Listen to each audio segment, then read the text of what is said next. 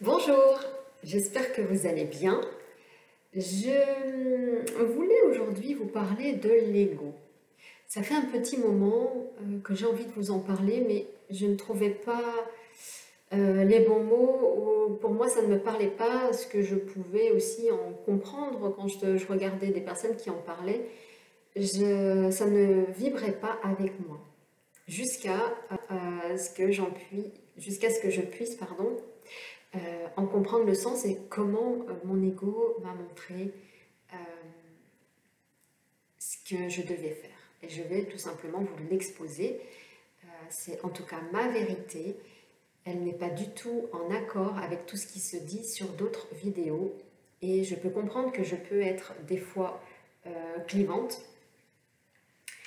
mais je m'en fiche un petit peu de ce que ça peut faire. Je m'accepte aujourd'hui dans ma compréhension de ce que je comprends de la vie, de ce que la vie me fait connaître, de ce que la vie me montre, de ce que mes guides me montrent. Donc je vous partage tout simplement ce qui m'a été donné et transmis. Vous en faites ce que vous voulez derrière, hein, tout simplement. Et d'ailleurs, je remercie donc tous les abonnés qui s'abonnent à ma chaîne. Je vous remercie parce que grâce à vous, ça me permet de pouvoir diffuser toutes les informations au niveau des personnes qui seraient énergétiquement en lien avec moi, enfin avec mon énergie et avec ce que je dis par rapport au vécu. Et puis pour les autres, je vous dis bon courage pour vous. Alors, concernant l'ego. L'ego, on est d'accord que c'est un personnage qui nous divise. C'est un personnage, bien souvent, on nous en parle, que l'ego, il faut le voir, il faut faire attention, c'est comme si c'était la bête noire qu'il faut mettre de côté. Avec la partie du moi et la partie du je. Donc, toujours la division. Mais à un moment donné, l'ego et l'âme. L'ego, c'est le yang. L'âme, c'est le yin. Le yin et le yang, ils sont réunis et ils travaillent ensemble. Si vous mettez l'ego de côté et vous dites « moi l'ego, je veux juste te voir » et moi l'âme, c'est toi que je veux, ça ne matche pas. Parce qu'on est encore dans la dualité, on est encore dans la division. On se sépare de l'ego et en même temps, on veut juste récupérer l'âme. C'est pas possible. L'ego et l'âme doivent fusionner. Ils doivent fusionner ensemble. Ils doivent être un guide. Un guide pour votre avancée.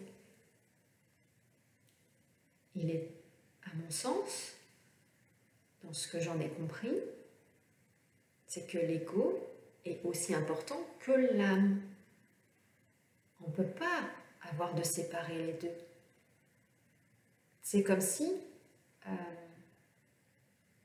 énergétiquement, vous aviez une énergie également extérieure qui s'appellerait Yang et une énergie intérieure qui s'appellerait Yin.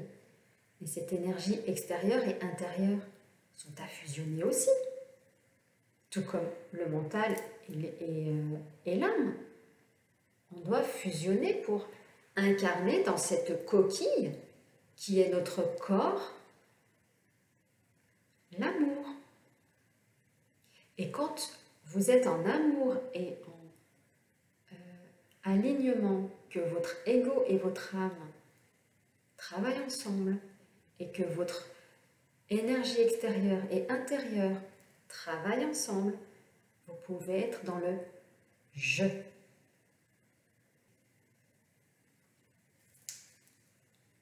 Là, dans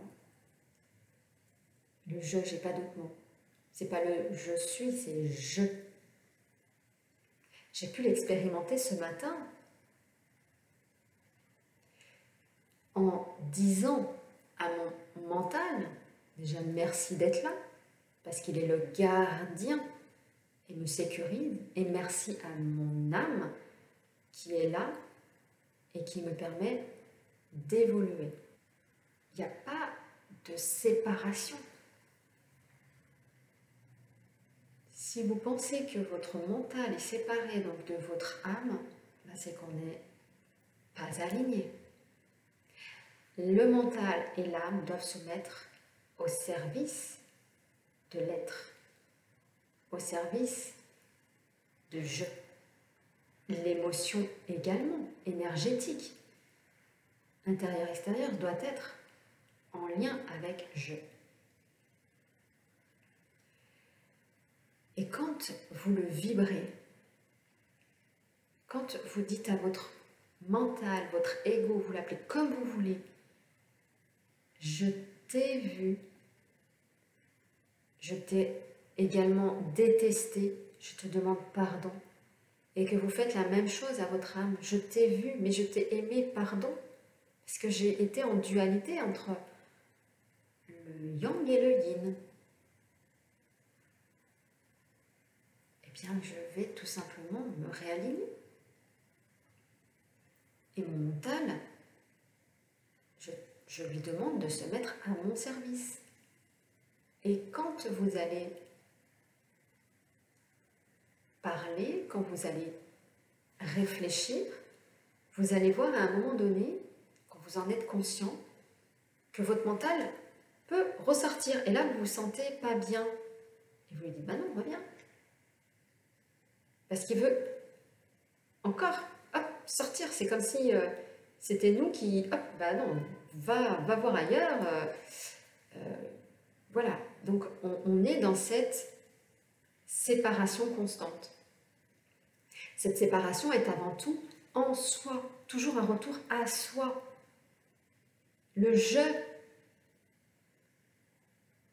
Quand on se sent séparé de notre jumeau, de notre âme sœur, de notre chéri, de nos enfants, c'est faux. C'est que ce mental, il est encore dans le séparé de qui je suis au niveau de l'âme.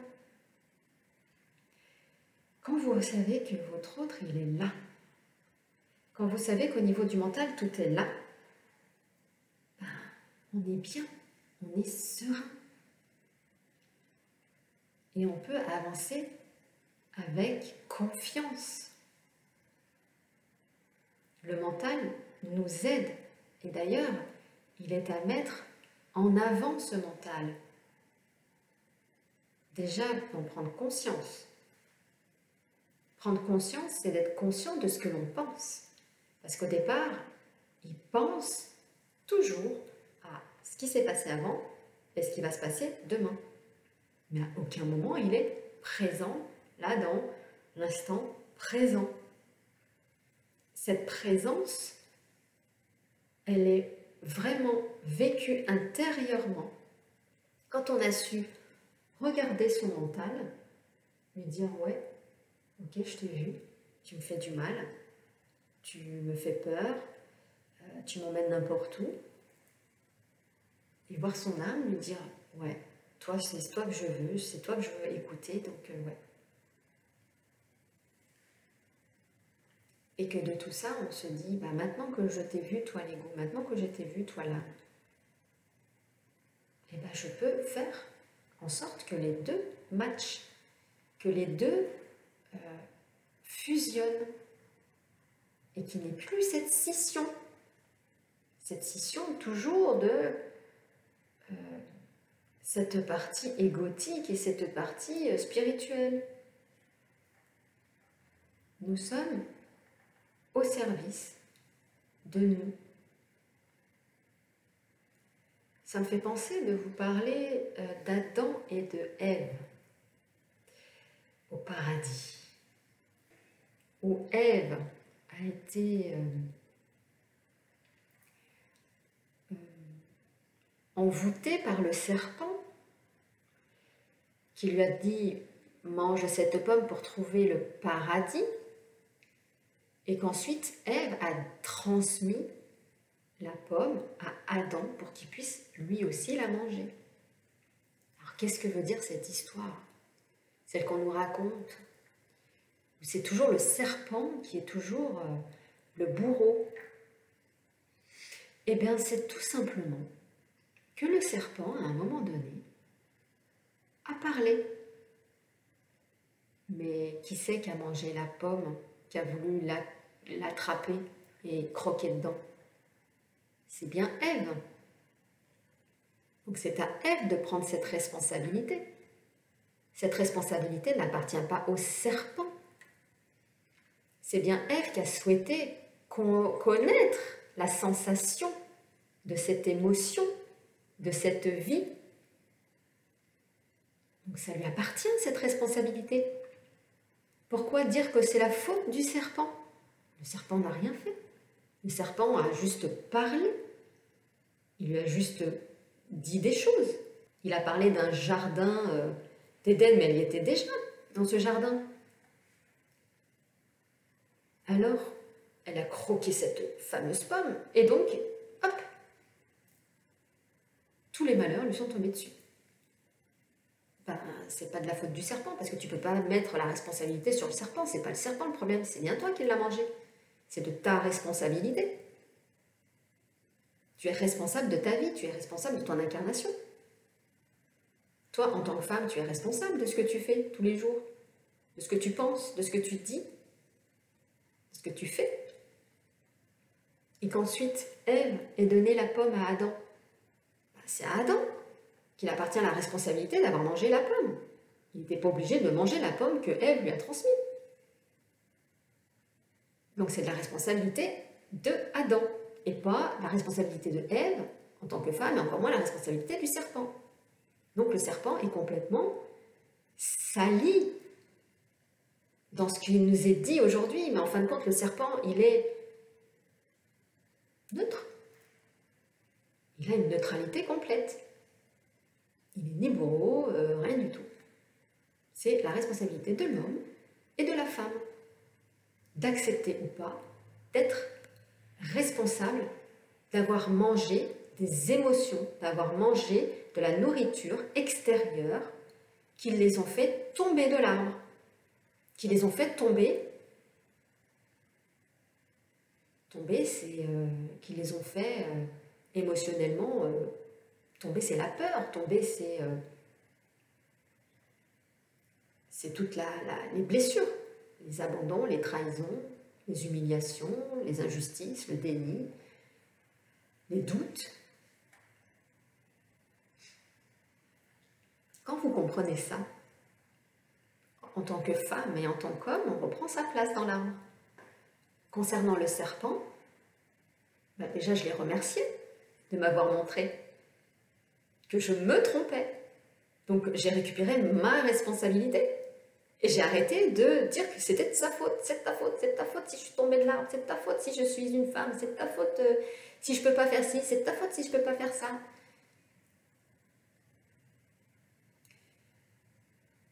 Quand vous comprendrez, ou si vous avez compris, vous savez que la responsabilité n'est pas vis-à-vis des autres, mais c'est soi que nous avons pris cette responsabilité.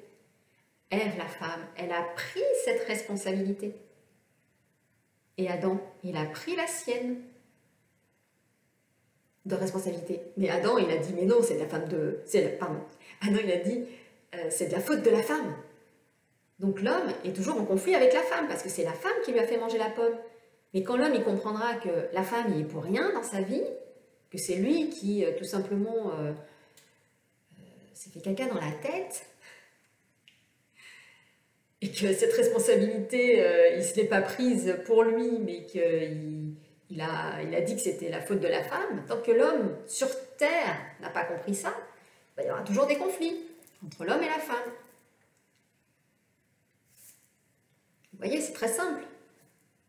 Donc, nous sommes toujours dans ce fameux jardin d'Éden. Nous ne sommes pas séparés du jardin d'Éden, nous sommes en plein dedans. Mais est-ce que vous êtes encore tombé de l'arbre? Donc est-ce que vous êtes au pied de l'arbre et que vous le regardez, votre arbre, en disant « Ah ouais, là-haut, remontez dans l'arbre, Mais pour remonter dans l'arbre, c'est lâcher cette responsabilité que vous avez mise sur les autres. Et reprenez votre responsabilité.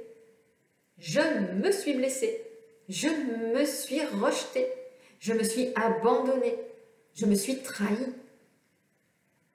Ben c'est tout est vécu à partir du soi. La trahison, c'est à partir de notre corps que l'on a vécu cette trahison, mais c'est soi qui avons trahi notre corps. C'est soi que nous nous sommes rejetés. C'est pas l'autre qui nous a rejetés, c'est soi. Je me suis rejetée, je me suis abandonnée, je me suis laissée abandonner. Mais c'est moi, personne d'autre. Et donc, vous allez remonter à cet arbre, petit à petit, en libérant tout votre passé, toutes vos peurs. Vous allez remonter dans l'arbre, remonter au niveau, donc soit de la femme si vous êtes une femme, soit au niveau de l'homme si vous êtes un homme. Et que la responsabilité ne sera plus au niveau du serpent. Donc, chacun reprend son propre je. Et là, la vie est belle. Parce que tout le monde vit ensemble dans le jardin d'Éden, que personne ne se blesse. Le serpent, il peut dire ce qu'il veut à Ève ou à Adam. Ça lui appartient. Ève, elle peut dire ce qu'elle veut à Adam et au serpent. Ça lui appartient. Adam peut dire ce qu'il veut au serpent et à Ève. Ça lui appartient. Ça n'appartient pas aux autres. Et là, on atterrit dans le triangle de Cartman. Ce fameux triangle, bourreau, victime, sauveur.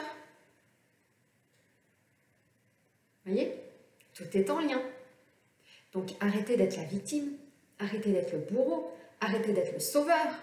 Vous n'êtes ni l'un ni l'autre. Ou plutôt, ni les uns ni les autres. On est je.